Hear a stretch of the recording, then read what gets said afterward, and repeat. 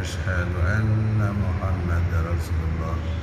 اللهم صل على سيدنا محمد وعلى آله سيدنا محمد. يا أرحم الراحمين ارحمنا ارحمنا ارحمنا يا ذا الجلال والإكرام. Assalamualaikum warahmatullahi wabarakatuh. Kita tetap membahas secara osjudil, objektif, sistematis, jujur, benar, toleran, jujur, benar dan adil. Osjudil. Secara objektif, yang kita bahas ini adalah tentang pilkada. Maka ada dua tinjauan saya, tinjauan syar'i, dalil-dalil, dan tinjauan Pancasila dan Undang-Undang Dasar 45.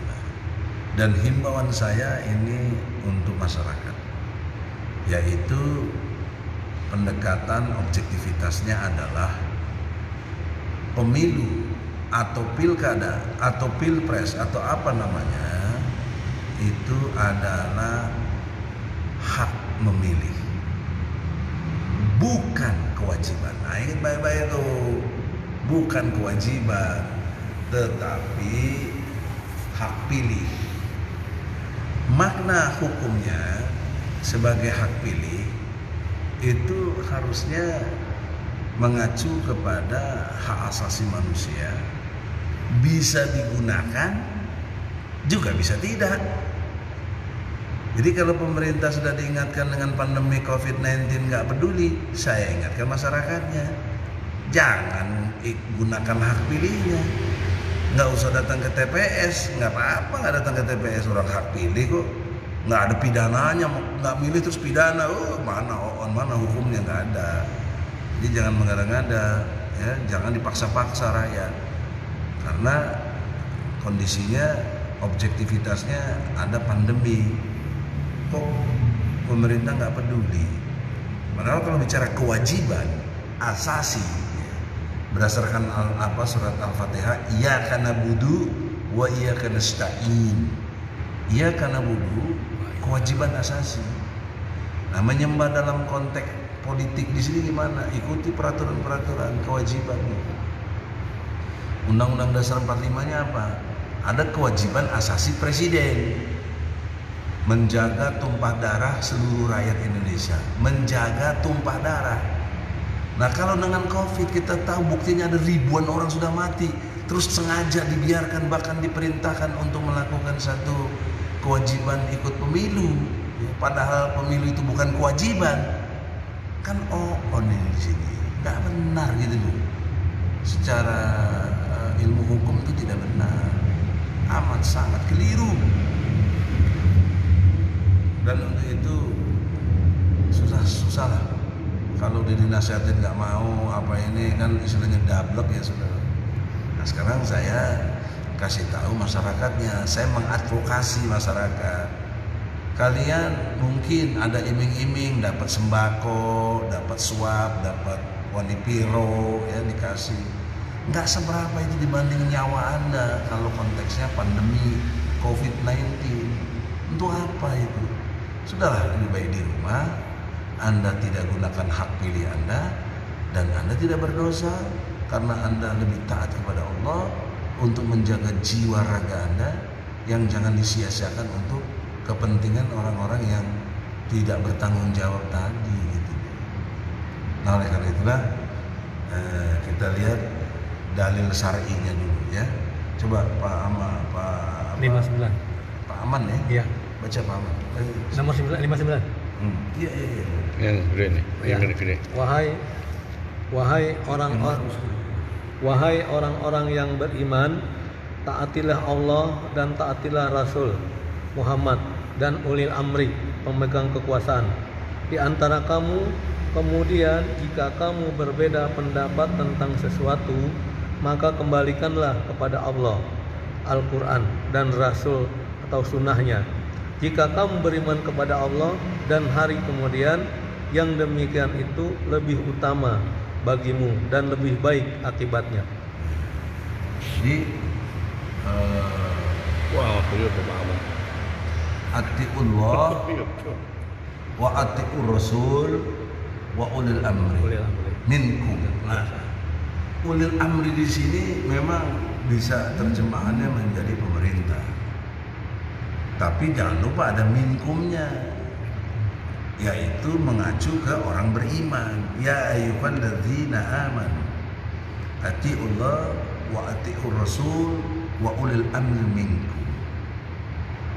Nah sekarang kita lihat pemerintahnya beriman nggak kepada Allah, benar-benar beriman. Kalau enggak ya nggak usah ditaati. Yang ditaatinya utama Allah dan Rasul. Bagaimana mentaati Allah? Lihat Al-Quran. Bagaimana mentaati Rasul? Lihat hadis yang bisa kita pelajari dan kita ngerti.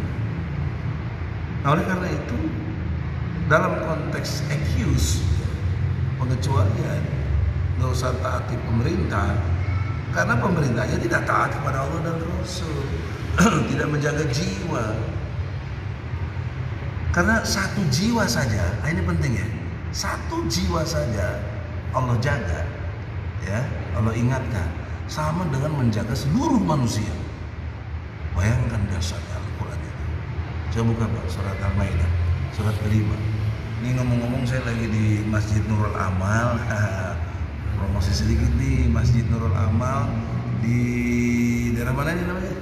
Pabuaran Indah. Pabuaran Indah, Cibinong. Masya Allah. Nurul Amal nih dasar juga punya masjid-masjidnya. Surat berapa? Surat kelima, ayatnya 32 Al-Maidah. Jadi kita habis Isya ngaji kecil-kecilan beginilah ya.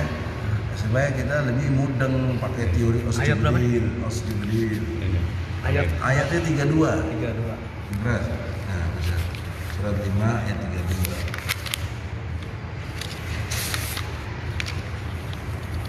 Belum nih. Yang gede wajib. Ini aja deh. Ini kan. Baca apa? Tambah sih. Iya. Belum ketemu? Udah. Baca lah. 32. Barang siapa memelihara kehidupan seorang manusia, maka seakan-akan dia telah memelihara kehidupan semua manusia. Sesungguhnya Rasul kami telah datang kepada mereka dengan membawa keterangan-keterangan yang jelas. Tetapi kemudian banyak di antara mereka setelah itu melampaui batas di bumi. Nah, ulangi lagi kalimat awalnya aja.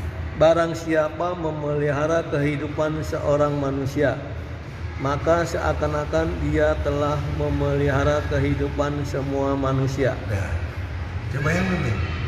Memelihara. Luar biasa ya. Nah, apakah memelihara kalau kita nyuruh rakyatnya itu ikut pemilu, ikut pilkada, padahal lagi ada pandemi yang potensi penularannya jauh dahsyat sekali? Kan nggak memelihara namanya itu, menjerumuskan, mengorbankan rakyat malah itu. Jadi karena itu satu-satunya sekarang jalan kalau tetap mau selamat dunia akhirat, jangan gunakan hak pilih. Cicing wae di rumah lah, ngacedok wae di imah, ya. Ardolin dahar modal rupin. Relax aja begitu, ya kan Mas. Asur sumur dapur. Apa? Asur sumur dapur. Aduh, ente lihat itu dulu. Nah, ini satu lagi orang nih. Ini Wagiman Marbot. Prostitutur awal. Jadi saudara-saudara, gitu ya. Itu dalil Qur'annya udah jelas, amat sangat jelas. Kalau nggak jelas, aduh gimana otaknya susah jelasin. Tapi ayat-ayat ini nggak keluar dari majelis ulama, nggak keluar dari tokoh-tokoh lainnya, nggak kasih tahu mana ini susah. Kita sayang sama presiden kita, itu dikasih tahu, ya. Mungkin tokoh-tokoh yang lain nggak pakai ayat, saya pakai ayat Quran langsung dari Allah, ya, yang membuat kita harus menjaga rakyat. Kan dengan ditunda nggak ada masalah dalam perspektif apa orang semua ada excuse kok, ya ada pengecualian kondisinya begini ya tidak apa emang kok harus sedemikian rupa yang membuat. Tapi sisi lain kok pilkades ditunda katanya pilkades, gimana nggak konsisten, ya kan? Amat sangat tidak objektif, ya tidak sistematis, tidak toleran di sini. Nah, sekarang tinjauan ketatanegaraan. Sila keempat Pancasila apa bunyinya? Kerakyatan yang dipimpin oleh hikmah kebijaksanaan dalam permusyawaratan dan perwakilan. Nggak pakai dan, ya. Enggak, jadi kerakyatan yang dipimpin oleh hikmah kebijaksanaan dalam permusyawaratan perwakilan. Jadi jangan dikurang-kurangin, jadi trisila, jadi ekasi, ditambah-tambahin jadi dan, nggak ada. Pancasila harus benar. Tujuannya apa sih? Tujuannya apa dia mengubah menjadi kasila trisila? Memotong nilai tauhid. Kan tauhid di sila pertama, ketuhanan yang Maha Esa. Kalau dipotong jadi ekasila, kan hilang itu Tuhan Maha Esa. Gitu. Itu jahatnya di situ. Jadi kita bukan benci pada siapapun, tapi kejahatannya itu adalah menghilangkan nilai-nilai tauhid, menghilangkan piagam Jakarta dengan kewajiban menjalankan syariat Islam bagi pemeluk-pemeluknya, menghilangkan nilai-nilai kemanusiaan yang adil dan beradab, menghilangkan nilai persatuan Indonesia, menghilangkan tadi yang saya katakan kerakyatan yang dipimpin oleh hikmah kebijaksanaan dalam permusyawaratan perwakilan, hilang semuanya. Ya, mereka mengacunya Pancasila 1 Juni 45. Kalaupun berketuhanan, ketuhanan yang berkebudayaan. Parah lagi, serem lagi. Budaya tarik perut nanti boleh, kan budaya namanya. Film porno boleh, kan seni budaya. Sholat Jumat pakai seragam Petro. Iya. Salah cuma apa? Pakai seragam Petro. Oh, Karena budaya ya. Budaya. budaya. Ya, terus apa lagi ya? Sholat pakai kembet boleh, kan budaya. Budaya itu berarti katanya Tuhan Nusantara. Nah, jadi dalam konteks ini ngobrol-ngobrol kita relax tapi kualitas. Itu harusnya dengan sila keempat Pancasila tidak ada pilpres, tidak ada pilkada, karena ini one man one vote. Kalau Bertentangan dengan kerakyatan yang dipimpin oleh hikmah. Kok dibiarkan? Ini gimana ya negeri kita ini? Ya, subversif kepada dasar negara Pancasila ini kok cicing wae semua tokoh-tokoh ahli-ahli tata negara juga cicing wae. Ya. Jadi bagaimana? Saya udah mempersoalkan ini 10 tahun lalu udah saya persoalkan. Gitu. Ya. Waktu zamannya Jimli Asidiki MK juga sudah saya ngomong dalam satu buah, walaupun tidak resmi. Ya, saya ngomong di dalam acara jamuan makan apa nggak setuju dia setujunya tetap dengan one man one vote. mungkin berpikirnya Jimmy yang lupa ya saya nggak tahu lah sendiri, yang saya ingat mungkin berpikirnya demokrasi kali Pak. ya, demokrasi apa demokrasi? Nggak ada kata demokrasi di Undang-Undang Dasar 45 itu nggak ada. Ya, coba di sila Pancasila juga mana ada demokrasi? Nggak ada. Jadi kita ini jangan ngarang-ngarang. Kalau bahasa Islamnya bid'ah, gitu, nambah-nambahin ya. Jadi ngaco kita nih.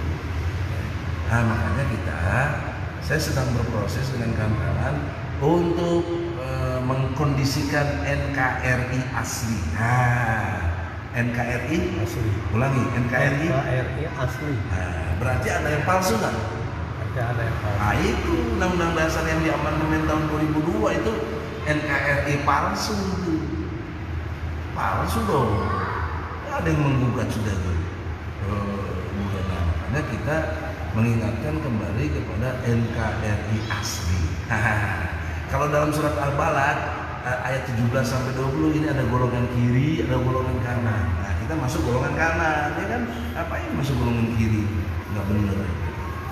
Jadi singkat aja, sekarang himbauan konkretnya adalah dalam konteks pilkada netizen, follower dimanapun saudaranya dan lain-lain sebagainya, partai-partai politik juga tolong tahu diri.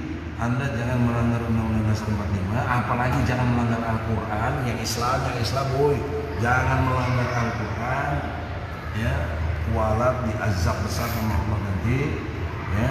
Taatlah kepada Allah, mumpung masih ada waktu, ya. Anda segera bertobat kepada Allah. Jadi singkat cerita demikian, semoga ada manfaatnya. Dari Masjid Nurul Amal Pabuaran Cibinong, kita berharap ada proses dakwah yang menggema ke seluruh Indonesia. Semoga Allah cepat merahmati kita dan cepat pula azab mereka. Assalamualaikum warahmatullahi wabarakatuh. Waalaikumsalam.